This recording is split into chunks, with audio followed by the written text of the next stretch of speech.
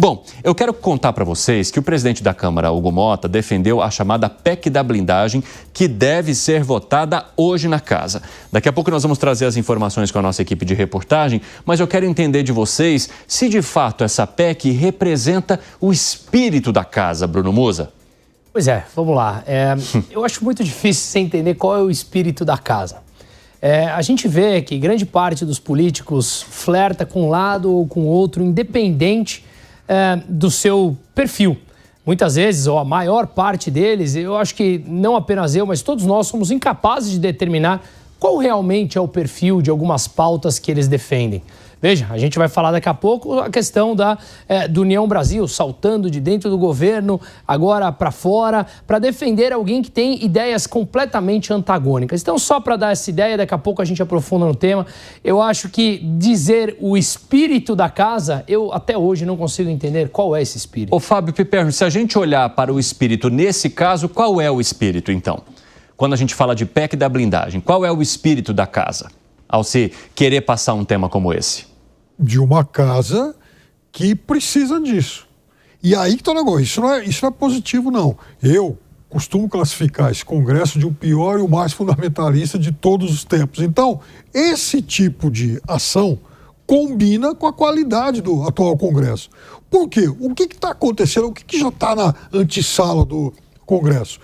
As exigências e as investigações sugeridas pelo ministro Flávio Dino. Sim. Em função das emendas. E há parlamentares de vários partidos e diferentes matizes ideológicos já na fila aí. Né? Se não me engano, são 7 ministros já que têm processos relacionados a emendas parlamentares no Supremo Tribunal Federal. Então, e é óbvio que isso vai causar, no mínimo, muito transtorno para alguns deles. Então, já é uma forma de se antecipar ao tsunami que vem por aí. Ô Zé Maria Trindade, eu pergunto, o cargo, e aí seja muito bem-vindo, meu amigo, você que está em Brasília, esse cargo demanda, de fato, esse atendimento especial pela Justiça, inclusive com uma PEC que permitiria que esses processos só avançassem se a casa definir que sim, eles podem avançar, ou seja, há um corporativismo também, e é óbvio que a gente imagina que ao haver um deputado ou um parlamentar envolvido num caso que pudesse avançar na justiça, a casa o protegeria, a depender da situação, e digamos que se não há o que temer, por que se precisa de blindagem? Porque normalmente, quem busca uma blindagem, no sentido mais cru da palavra, é porque tem medo de algo, teme pela sua segurança. Por que um parlamentar precisaria de mais essa blindagem? Hein, Zé Maria Trindade, você que conhece tanto essa casa por dentro, bem-vindo. Pois é, o velho corporativismo voltou quase ao IPC, o Instituto de Previdência dos Congressistas, que dava vida eterna a parlamentar, que protegia de tudo, né? Muito boa tarde a todos. Olha, eu não costumo ficar lambendo cria, isso é um jargão jornalístico para dizer o seguinte, a minha matéria é a melhor do mundo, se não fosse a minha matéria, a edição de hoje estaria perdida e tal, que é também um ego de jornalista. Jornalista e político tem esse ego aflorado.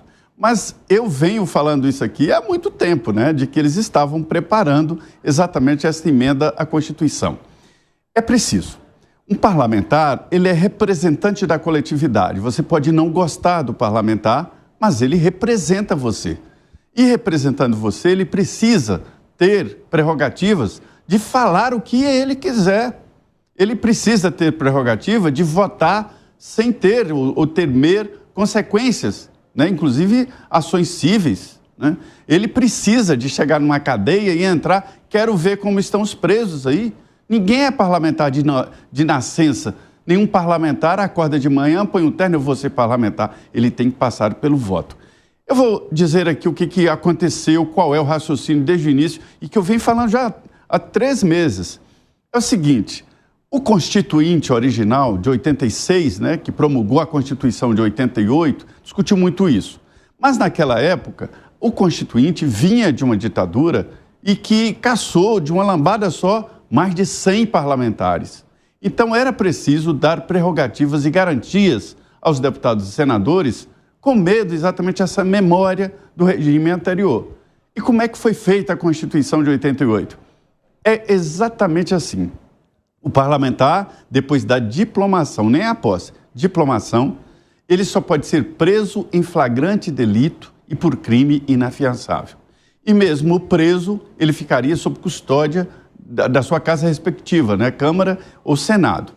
Pois bem, e não se poderia abrir uma investigação, ou seja, um processo contra um parlamentar, senão autorização da sua casa. Então, para processar um deputado, para processar um senador, era preciso autorização da casa. E nunca essa autorização era concedida, a não ser quando o deputado ou senador cometia um ato muito grave, como foi o caso do Hildebrando Pascoal, que cerrou um adversário vivo, né? Como foi o caso do Talvânio Albuquerque, que matou a deputada Ceci para ficar no lugar dela, e assim por diante, né? Aí o que os deputados e senadores faziam? O autocontrole.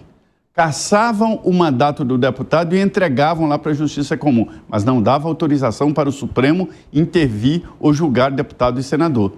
Mas aí, a memória desse tempo foi passando e entrando no Congresso Nacional bandidos que queriam esta imunidade. O que eles fizeram? Sequestraram, roubaram esta imunidade, que é um direito coletivo, para seu direito pessoal. Se protegiam de crimes e começaram a aparecer traficantes, bandidos e tal. Aí o próprio Congresso disse, olha, precisamos mudar. Foram lá no artigo 53 e tiraram essa garantia. E o que aconteceu? O Supremo começou a julgar deputados e senadores que nunca julgava, nunca. Os primeiros foram no mensalão. E aí eles falam, gente, o Supremo está julgando a gente. E lá começou o susto. E agora estamos de uma nova realidade. Diante dessa disputa, os congressistas discutiram, e eu trouxe os bastidores aqui há 3 meses. E nesta reunião que originou essa emenda, olha que inteligência ali. Decidiram voltar ao texto original da Constituição, ou seja, aquele texto da primeira Constituição de 88. E assim, qual é a blindagem? Eles se blindam e evitam que o Supremo considere a emenda inconstitucional, porque não é possível que o ministro do Supremo ou todo o Supremo considere inconstitucional um texto que saiu da Assembleia Nacional Constituinte, a toda poderosa Constituinte, né? Então essa é a realidade que está agora batendo aí as portas do plenário da Câmara. E acabou que esse projeto, ele virou também uma proposta de pagamento de dívida, né? Porque com a obstrução da mesa diretora, houve a necessidade de uma negociação com a oposição. A oposição queria mesmo a anistia ampla e restrita, uma proposta que por enquanto não vimos avançar e que há uma reserva muito grande, tanto do presidente da Câmara quanto do Senado, de tocar em frente essa situação num momento em que o Supremo Tribunal Federal está prestes a julgar Jair Bolsonaro e seus aliados. Aí, então, vem a possibilidade de negociação da PEC de prerrogativas para tirar esse julgamento, para proteger esses parlamentares do julgamento, no mesmo momento em que eles discutem também o fim do foro privilegiado, para tirar do Supremo Tribunal Federal a possibilidade de julgamento desses mesmos parlamentares. Agora, Piperno, você entende que tudo isso pode impedir que crimes contra parlamentares sejam julgados e que essas pessoas paguem por isso, porque ao assumir esse cargo, elas têm uma responsabilidade não só com aqueles que os colocaram lá, mas com todos os brasileiros que ajudam a pagar e a manter essas pessoas naquele cargo. Como que ficaria a justiça para esses casos?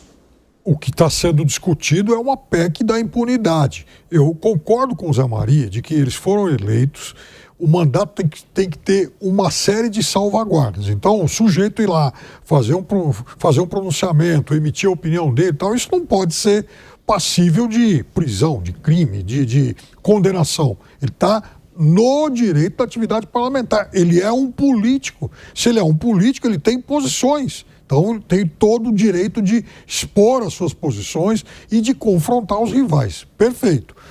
Também acho que ele pode ter, sim, poder, está investido de poderes especiais. E o Zé, por exemplo, chamou a atenção para o direito que ele teria de visitar uma penitenciária, um hospital, uma repartição pública para saber se o serviço está sendo bem executado. Enfim, eu acho que tudo isso está dentro da abrangência do que seria o mandato parlamentar. Agora, ele não pode ser blindado, não pode gozar de impunidade quando ele é comprovadamente pego em caso de corrupção. Tá? Então, aí eu acho que é estender demais o Instituto da Imunidade Parlamentar. Por quê? Quer dizer, por que um ladrão teria o direito de estar imune a qualquer tipo de punição? Fala, Bruno Musa. Eu acho que vai muito nessa linha. O Zé Maria deu uma baita aula aqui desde o final do regime militar, foi muito legal. E o meu grande ponto aqui eu concordo que ele deve ir à repartição pública, visitar as prisões para ver como está, afinal de contas ele foi eleito, dentre outras coisas, para justamente isso. Mas aqui me cabe uma reflexão que eu genuinamente não sei a resposta. Eu tendo a achar, como o Piperno acabou de falar, eu particularmente não gosto de privilégios, porque esse privilégio, quando ele é dado com o dinheiro dos outros, ele é escolhido por alguns. É diferente de você, Evandro, ou você, Piperno, me dar um privilégio, ou eu dar um privilégio aqui no âmbito privado nosso, com o meu dinheiro, com o seu dinheiro. Mas quando nós escolhemos esse privilégio com o dinheiro de todos, isso me parece um pouco estranho. E aqui eu deixo a genuína pergunta, porque eu realmente não sei disso. Concordo com isso que foi colocado, mas por que então, se um parlamentar fala alguma coisa, como eu acho que ele deve falar, o que ele tem de diferente de qualquer cidadão como nós que devemos e poderíamos e deveríamos nos expressar com respeito, mas com liberdade de nos expressarmos? Por que essa diferença? E aqui volta rapidamente. Me parece que no Brasil a gente tem muito daquilo em que o cargo está em cima da pessoa. E para mim, um cargo, seja um político, ou seja um CEO de uma empresa, um sócio de uma empresa, como eu sou, você está. É uma condição, digamos, temporal. O que você ele está acima disso. Exatamente. Que foi? Não, só uma coisa. Ninguém foi eleito fazendo campanha dizendo o seguinte: olha, eu vou ser o próximo, a reencarnação do Justo Veríssimo. Aquele personagem lá do Chico Anísio que roubava, que era um parlamentar que roubava e que dizia: eu quero que pobre se exploda. Ninguém faz campanha dizendo o seguinte: se eleito eu vou defender a imunidade para parlamentar ladrão. Ele passa a ser ladrão sem que o eleitor seja solidário a isso. Ele não disse isso na campanha, né? Agora, vamos acompanhar do que disse o presidente da Câmara, Hugo Mota, sobre essa história? Vai lá. E essa demanda é uma demanda que, vendo aí as análises feitas, atende A, B ou C, não, atende o espírito da casa. É isso que nós temos conversado. Temos aqui o líder Pedro Lucas presente, que participou das reuniões e sabe que há de vários partidos, né? Não só partidos que estão, por exemplo, na oposição ou estão na base aliada, mas há um sentimento na casa de que essa atividade parlamentar precisa ser, não vou dizer melhor protegida, mas precisa ser melhor dimensionada do ponto de vista legal, porque no entendimento da casa, algumas decisões têm, de certa forma, transgredido o limite daquilo que o parlamentar é garantido. Bom, tá saindo quase bolha ali da boca do presidente da Câmara de tanto sabão que ele passou para tentar explicar essa história, né?